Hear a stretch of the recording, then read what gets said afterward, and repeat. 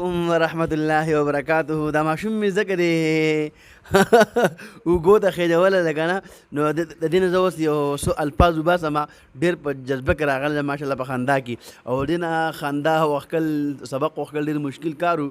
خو راشم څه ترقې به څه ماشومانو ته به څه نخرې پېښې کوې نو بیا به دې سبق وباسې که نه. دا ماښام د واړه ناست دي، دا واړه پکې راواړوه شابه، ټول ماشومان پکې راواړوه ماشاءالله. نو ګوره دا ماشومان راغلي دي ماشاءالله، خامخا تنګېږي ماسپښین راشي او دا ټیم شي که نه جي، نو اړو دا محسوسه یم نه چې یاره موږ تنګېږو، ځکه چې هغې ته زه کله کله داسې ناشنا الفاظ خبرې کوم داسې که نه، یقین واړه خاندي. نو دا ماشوم به اوس ما ورته ته د مونځ ترتیب بیانوي، دا ماشوم به ورته وایي ته راپاسه ماشاءالله، دا د مونځ ترتیب وایي، خو دا یو ټکي غلط وایي، خو داسې خندا ده پکې، داسې ورکوټه ماشوم دی که نه، خو داسې خندا ده پکې که نه.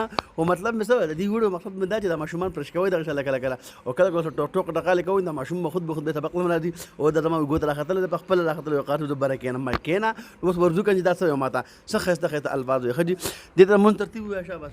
مونځ ترتیب، مونځ ترتیب، تکبیر، تکبیر، الله اکبر، الله اکبر، الله ډېر لوی دی، الله ډېر لوی دی. ترمذي شریف، ترمذي شریف.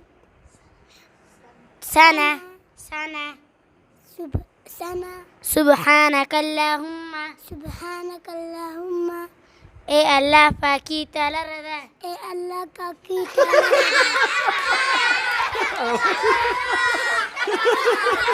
بیا ورګه بیا وایه اے الله پاکی تعالی رضا، اے الله پاکی تعالی رضا.